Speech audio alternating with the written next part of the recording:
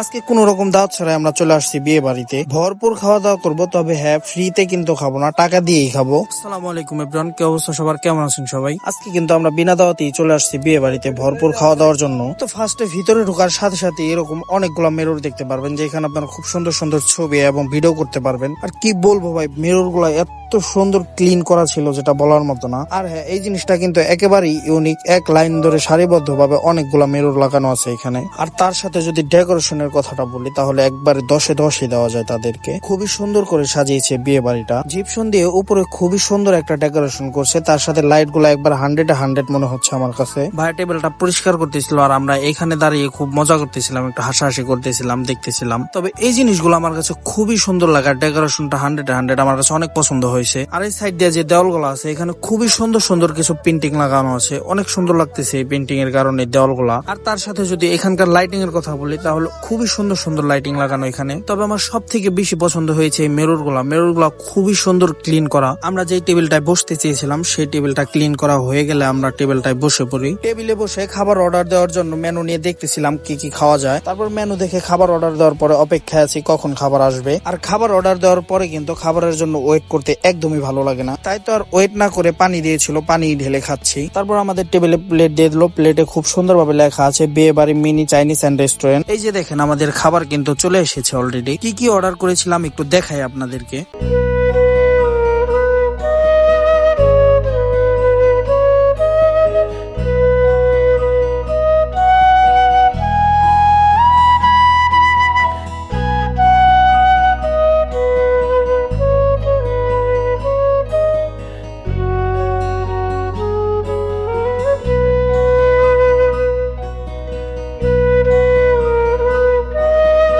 তো আমরা যেহেতু বিয়ে বাড়ি আসছি, সেজন্য ভারী কিছু অর্ডার দিয়ে দিয়েছিলাম ফ্রাইড রাইস, চিকেন ফ্রাই এবং ভেজিটেবলস। আর এই যে চিকেন ফ্রাইটা আমি চামচ দিয়ে ছোটাতে পারছিলাম না, যে কারণে হাত দিয়ে মেরে দিয়েছি। আমি কিন্তু সবার থেকে অল্প খেয়েছি, এটার প্রমাণ কিন্তু এই ভিডিওটা, কারণ আমার খাওয়া শেষ আর মিজান ভাই, দীপু ভাই এখনো খাচ্ছে। তারপরে আমাদের খাওয়া দাওয়া শেষ হয়ে গেল, আমরা তিনজনের জন্য 3টা ফালুদা অর্ডার করে দিই। আর ফালুদা অর্ডার করে দিয়ে বসে থাকার সময় এইখানে দীপু ভাই আর মিজান ভাই প্রচন্ড মজা করতেছিল, ফাজলামি করতেছিল। তারপরে দীর্ঘ 40 মিনিট ওয়েট করার পর আমাদের ফালুদাটা চলে আসে। এই ফালুদাটা খাওয়ার জন্য আমাদের এক্সট্রা 40 মিনিট বসে থাকতে হয়েছে। যাই হোক, এখানকার খাবারগুলা কিন্তু খুবই মানসম্মত, খাবারগুলা সবই ভালো ছিল। চাইলে আপনারা এখানে এসে খাওয়া দাওয়া করতে পারেন, এখানে চাইনিজ সব আইটেম আছে। খাবারের মানগুলা কিন্তু বেশ ভালো ছিল, চাইলে আপনারা ট্রাই করতে পারেন। এটা বাগমারা পড়ছে। ধন্যবাদ সবাইকে।